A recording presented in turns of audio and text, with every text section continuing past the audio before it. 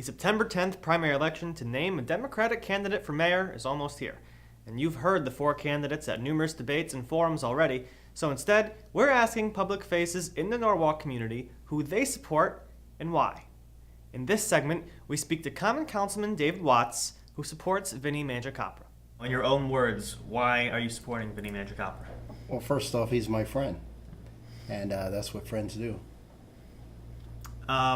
Tell us about, because we want to get into sort of the issues at hand. Okay. Can you tell us about a specific issue that's important to you and how Vinny's stance on it, why that's something that you gravitated toward?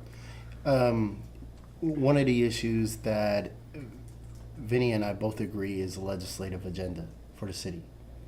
When you look at other towns, they have legislative liaisons that work hand in hand with the mayor's office, and that is something that Vinny and I both share that vision.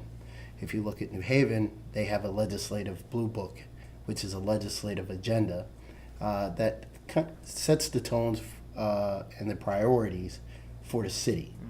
And currently, there's no one in Norwalk fighting for resources for the city.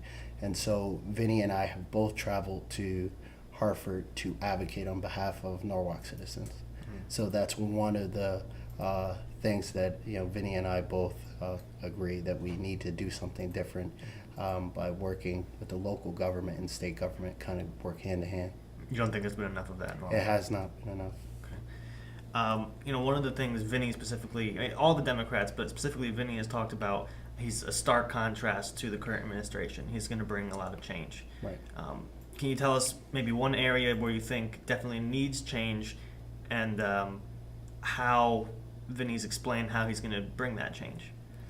Well, I think that when people meet Vinny, they see that he's a young, fresh perspective.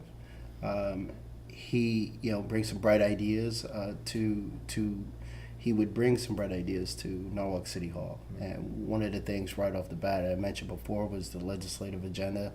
He has some some other things that he has brought forward, and I totally support some of the things that he wants to do. Is there anything in particular that you can think of? I mean, I know he's talked about bringing in Boys and Girls Club. He's got some ideas like that. Absolutely, and I'm glad you brought that up. When I first came to town, that was one of the things that I worked on as the administrator for the Mayor's Summer Youth Employment Program. That is an important program for our youth. And when you see the YMCA closed down and to see young people on the street, I think that there needs to be a boys club, a Boys and Girls Club in Norwalk. I mean, there's young people who have a lot of energy, and they need a place where they can go and channel that energy. So his youth priority is something that speaks to me because as I traveled around the different parks and in the city, one of the things that stuck out was an event at Rudner Court. Behind Rudner Court is a basketball court where there's grass growing all over the court. There is horrible, and that's the type of thing that I think he would like to change, to give kids an opportunity to have a safe place to play sports and channel their energy. And finally, we're not going to talk about his age, but more so his experience within Norwalk. Right. Correct me if I'm wrong, but Right. I believe Vinny has yet to serve in any sort of elected role in Norwalk on a citywide basis. Is that correct? Right. Okay. So kind of lay out for me, is that something that people should worry about? Does it give you pause, or is it something that you kind of look past? Well, I don't think so. I think that you have people inside City Hall who've been elected year after year, and they're not doing anything. If someone comes in, that shouldn't disqualify a person. But ultimately, that decision would rest with the voters. I think that he has a master's degree. I mean, his wife is a teacher. He's settled down here, and age shouldn't be a factor.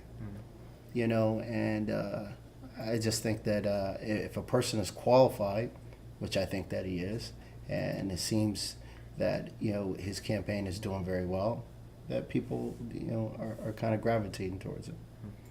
Yeah, so I don't think it should disqualify. Primary day, September 10th. You'll find out where you can vote and full primary results on itsrelevant.com.